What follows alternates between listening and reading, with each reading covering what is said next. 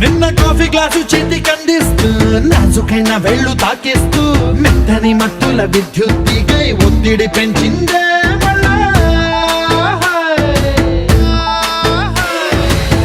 కూరలో వేసే పోపు నా ఊహల్లో వేసేసింది, ఓరగా చూసే చూపు నా వైపే అనిపిస్తుంది.